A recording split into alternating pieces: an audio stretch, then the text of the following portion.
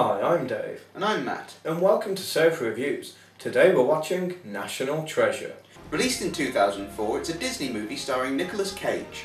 So we start with a kid exploring an attic. He's Ben Gates and he's caught by his grandfather. Instead of beating Ben, his grandfather decides to bore him with a conspiracy theory. He claims that there was once a large treasure brought to America by the Knights Templar and hidden away from the British. A secret lies with Charlotte. Like most conspiracy theories, this one falls apart when you consider facts. So if anyone's interested, there's a list at the end of the review. Anyway, Ben's father shows up to interrupt all this. They're speaking to us through these. You mean laughing at us? You know what that dollar represents? The entire Gates family fortune. Well, give it a few years and I'm sure your brother Bill will come up with something. So we cut to present day and Ben has grown up into Nicolas Cage. He's at the North Pole with a rather bored-looking Sean Bean as Ian and Aaron from The Rebound as Riley. They reach their destination and start looking for the ship. So, since 1832, no one guessed that Charlotte might be a ship. Obviously, Ben quickly finds the ship and after unearthing it, they head inside. They get into the cargo hold to find the ship was apparently transporting gunpowder. Ben finds the body of the captain of the ship, who's protecting a small box that contains a pipe. Annoyed that he's only found a pipe and not the treasure, Ben immediately starts self-harming. Actually, he's just using his blood to find the next clue. The legend writ, the stain affected, the key in silence, undetected, 55 in iron pen. Mr. Matlack can't offend. It's a riddle. Well, it's a good thing you're here, because it sounded like a limerick. After some circuitous logic, Ben decides that he's looking for an invisible map. Come on, there's no invisible map on the back of the Declaration of Independence. Of course, this makes things rather difficult, as they doubt they'll be allowed to check. We could borrow it. However, Ben gets quite annoyed at the idea and decides that he doesn't want anything to do with it. Yeah, it's been my life ambition to find this treasure and restore pride to generations of my family, but if it involves stealing, then I'm not interested. Ian accepts that Ben won't join him and decides to have him shot before Ben lights a flare. He threatens to light the gunpowder with the flare, because gunpowder needs to be kept dry in order to work, and luckily snow isn't made of water. Ben throws the flare at the floor, which Ian catches, but it somehow ignites gunpowder that apparently got in his coat.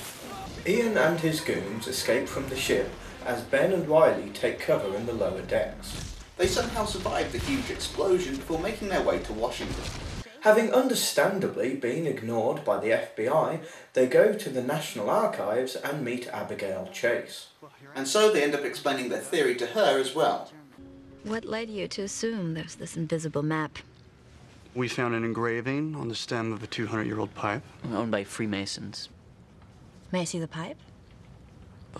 We don't have it. Did Bigfoot take it?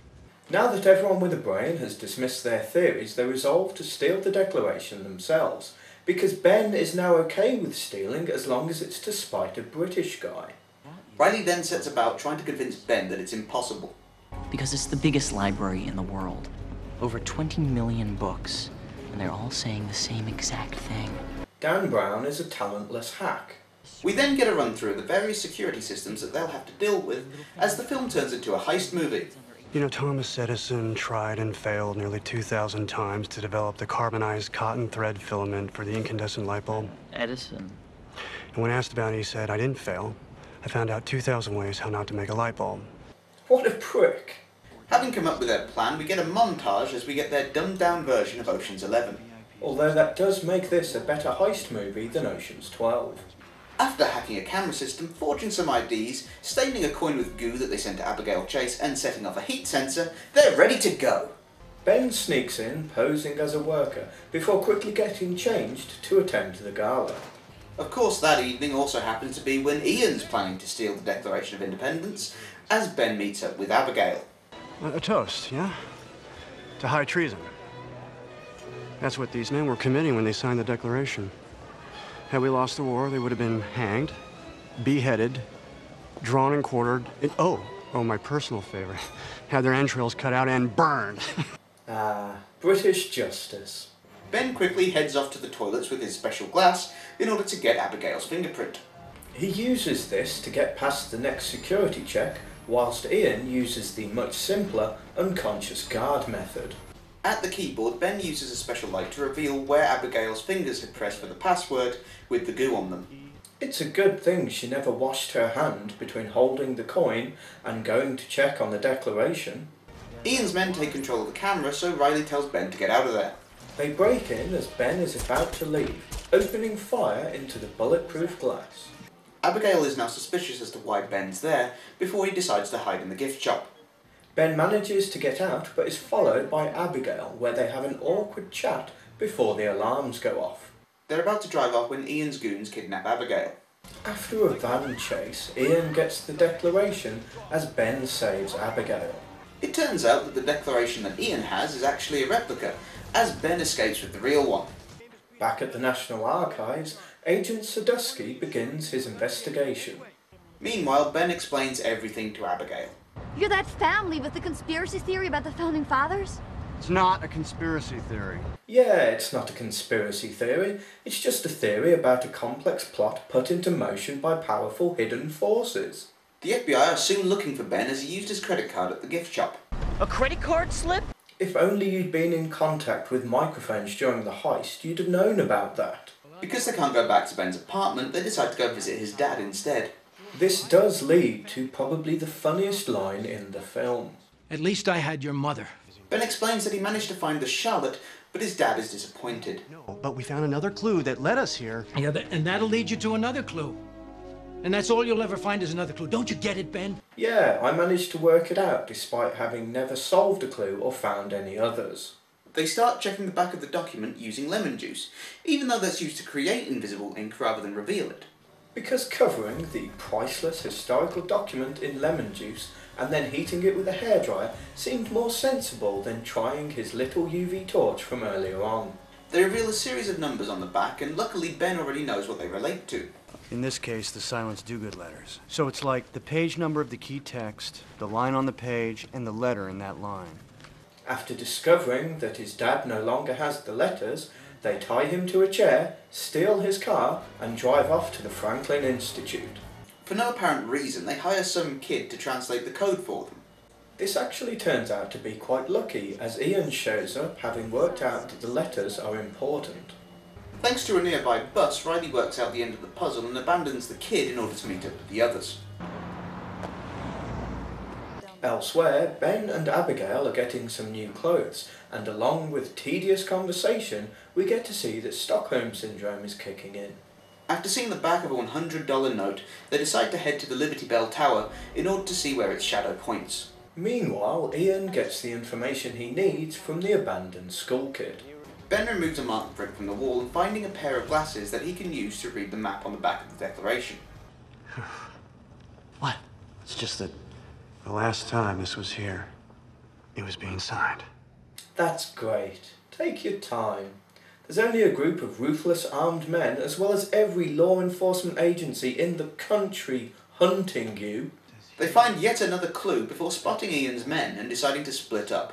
After a fairly boring chase scene, Ian gets the declaration and Ben is arrested. Sadusky listens to Ben's excuses before giving him his options. Door number 1, you go to prison for a very long time. Door number 2, we are going to get back the Declaration of Independence. You help us find it, and you still go to prison for a very long time. But you feel better inside. Is there a door that doesn't lead to prison? Indeed there is. Behind door number 3 is suicide. Ian phones Ben and arranges a meeting in New York. Because Ian told Ben to come alone, the entire area is surrounded by the FBI. They seem to have everything under control until things start going horribly wrong. Captain, he's coming from the north. Gates, you with me? Well, I'm sure not against you if that's what you're asking. He wasn't asking that at all, you prick.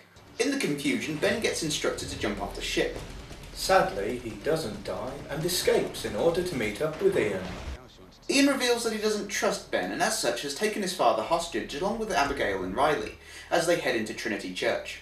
After fully reading the clue on the back of the Declaration, they desecrate a grave. This reveals a tunnel, and so they crawl through, handily finding a torch to light. It turns out that grave desecration, cobwebs and claustrophobic environments make Ben horny. They take a lift down to the bottom where they find an empty chamber. As they think it's a dead end, Ian threatens to abandon them unless they give him the final clue. The lantern is the clue. What does it mean? Frost. Ian decides to abandon them and heads off to find the treasure. It turns out that Ben's dad was lying, and so they head into the treasure room. Having found the treasure, they escape and contact Agent Sadusky. They decide that the treasure should be spread to museums around the world, the Declaration is returned, Ben and the others are let off the hook, and Ian is arrested. And the film draws to a close with Riley driving off in his new car as Ben and Abigail go off to enjoy their new house. I made something for you. You did? What? A map. A map. Where does it lead to? You'll figure it out. It's the G-spot, so he probably won't figure it out. In conclusion, this film has some things going for it.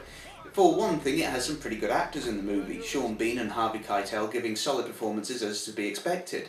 Even Nicolas Cage manages to play well off others and isn't being overtly wacky throughout the film as well. Although unfortunately Sean Bean's character degenerates into some kind of Scooby-Doo villain about 3/4 of the way through the film, if he'd had any sense and carried on being competent as he was throughout the first part of the film, he'd have taken Ben with him to Boston while leaving the others stranded as leverage. Harvey Keitel is barely in the film, and Nicolas Cage seems like a ridiculous choice for an actor to play an academic. Have their entrails cut out and burned. True, but the film is clearly trying to focus on the action and adventure rather than being bogged down by facts, and at the very least has a decent pace because of it. Well, yeah, but it's a conspiracy theory. It doesn't have time for facts. But bizarrely, the film ends up feeling quite long. It degenerates into a series of go somewhere, find a clue, complain about it, go somewhere else, and repeat until you long for death. How about now? Yeah, it can get repetitive, but at least it's a fun way to try and get people interested in history and possibly thinking about it more. I have to admit as well, I quite liked Abigail Chase in the movie. As a character, she's not all that annoying as a sidekick, and she seems pretty competent throughout the film. What I find most annoying with this film is that the major conflict comes from the fact that Ben doesn't want to steal the Declaration of Independence. Even though he's been looking for this treasure his entire life, his family, generations before, have been searching for this treasure. It's his life's work, he's devoted years and years of time looking for it, but if he has to steal something, he's not interested, even though he ends up stealing the Declaration anyway, so there's no need for any of this conflict. Are you trying to steal that? At the end of the day, it's like a Disney version of Indiana Jones. Not as good, obviously, but a fun popcorn flick at least. Most of the dialogue is really dull and uninteresting, and I really don't think Disney should be teaching kids incorrect history, and that if you really want to get the girl, you should kidnap her.